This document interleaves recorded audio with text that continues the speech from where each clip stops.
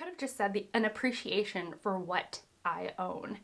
And instead I went off the rails on that one. Okay. Hey everyone, hi. Welcome back to my channel. Today I'm going to be talking through a couple of books that made their way into my collection recently. And I'm very excited to talk about how two of the books came to my possession. If you're new to my channel, then hi, welcome. My name is Shelly and I really love books and reading. And what underlies my channel is a love for the things that I own and continuously finding joy in the things that are right in front of me. So easy I can get caught up in my own thoughts and my own imagination and in my own daydreams. And sometimes for me that breeds discontentment, to be not content with my own life. And so I constantly have to turn my head back to my own life and take joy and pleasure in the things that are just right in front of me. Wow, that was a meaty introduction into what I'm going to be talking about, which is relatively short. So if you're new and you like the vibes, I would encourage you to subscribe, stick around, like the video. Without any further rambling on like I have been, I am going to get into the meat of this video. I could have just said an appreciation for what I own.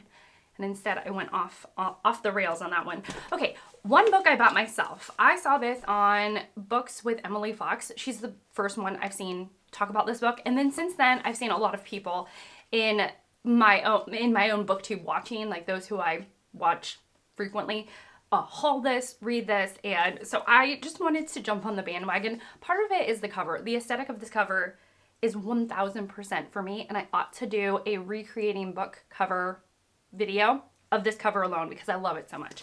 And it is Jacqueline Harpman. Well, it's in English with my most American accent.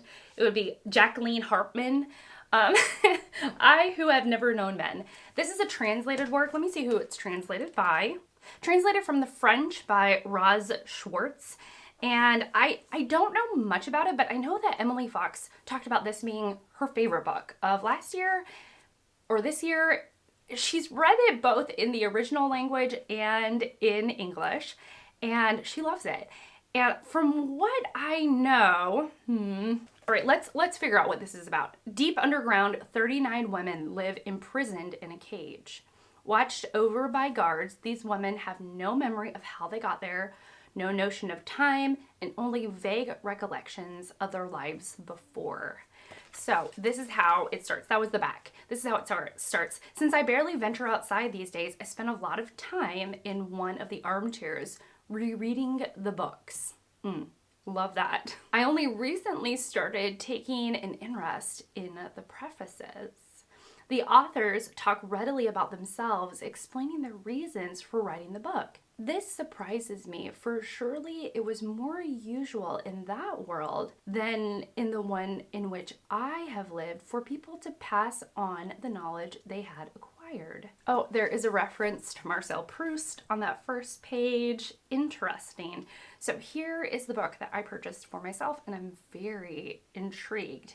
I'm very curious about reading it. Since this is a quickie schmicky haul, the next two books are from Riverhead Books, which is an imprint of Penguin Publishing.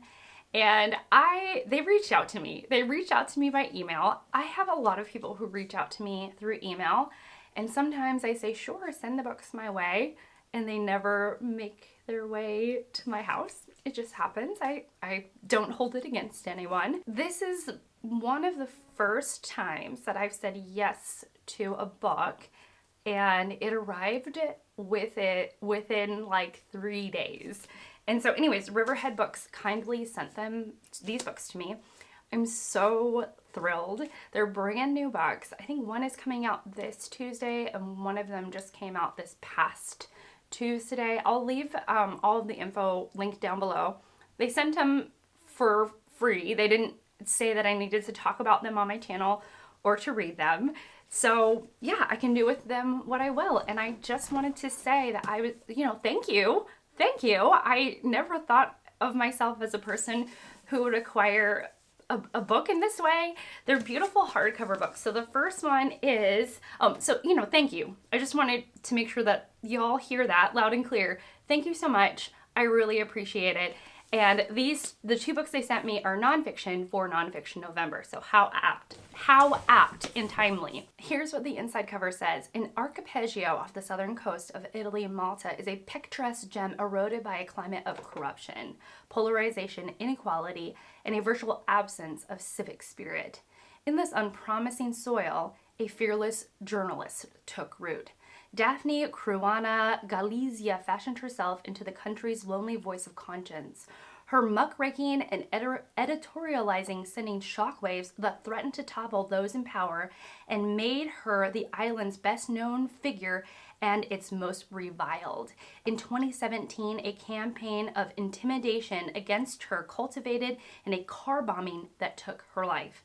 Daphne was also a devoted and inspiring mother to 3 sons, who, with their father, have carried on the quest for justice and transparency after her death. And then it says that Paul Caruana Galizia is her son who tells her story. So fantastic. I'm very, very, very excited about this. I would love to get to it this month and, look out for an upcoming review very soon. The next book is This Wheel of Rocks, An Unexpected Spiritual Journey, and this is by Sister Maria Grathwohl. And it has a little postcard bookmark that matches. I gotta cover my face up. So see, there's a little a little note card that matches the book, which is very cute. This is what the inside cover says. When she was growing up in the Midwest, Judy Grathwohl never felt she belonged. I belong out west, she remembers telling her father. After joining the Sisters of St. Francis in the early 1960s and becoming Sister Maria, she came to realize that she craved a life beyond the traditional path of a Catholic nun. Something other than dedicating my life to God was summoning me.